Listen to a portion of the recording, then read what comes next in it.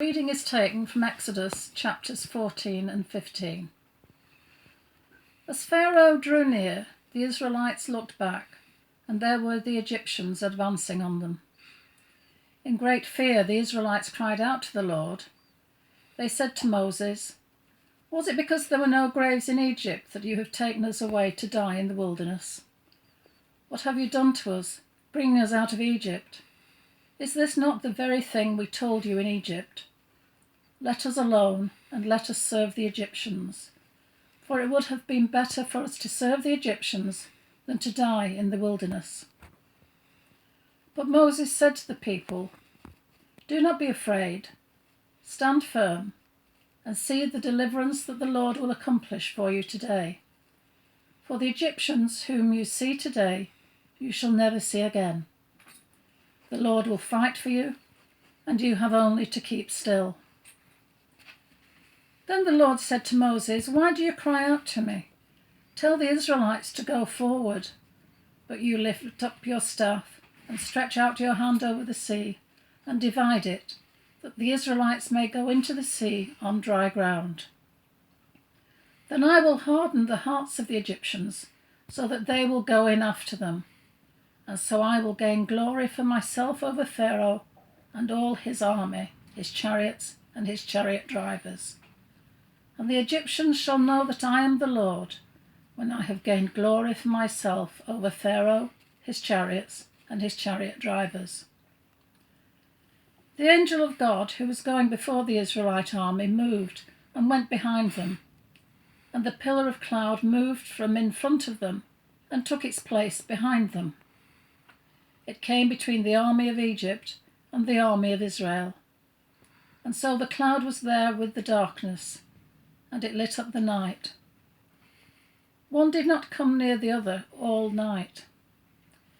Then Moses stretched out his hand over the sea. The Lord drove the sea back by the strong east wind all night, and turned the sea into dry land, and the waters were divided.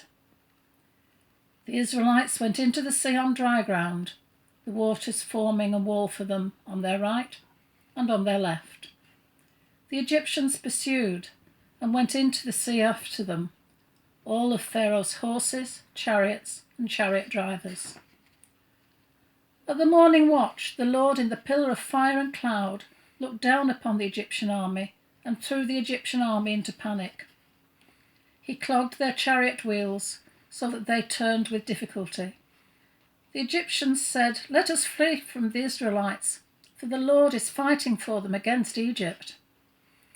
Then the Lord said to Moses, "Stretch out your hand over the sea, so that the water may come back upon the Egyptians, upon their chariots and the chariot drivers." So Moses stretched out his hand over the sea, and at dawn the sea returned to its normal depth. As the Egyptians fled before it, the Lord tossed the Egyptians into the sea. The waters returned and covered the chariots and the chariot drivers, the entire army of Pharaoh that had followed them into the sea. Not one of them remained. But the Israelites walked on dry ground through the sea, the waters forming a wall for them on their right and on their left. Thus the Lord saved Israel that day from the Egyptians, and Israel saw the Egyptians dead on the seashore. Israel saw the great work that the Lord did against the Egyptians, so that the people feared the Lord and believed in the Lord and in his servant Moses. Then the prophet Miriam, Aaron's sister, took a tambourine in her hand, and all the women went out after her with tambourines and with dancing. And Miriam sang to them, "Sing to the Lord, for he has triumphed gloriously.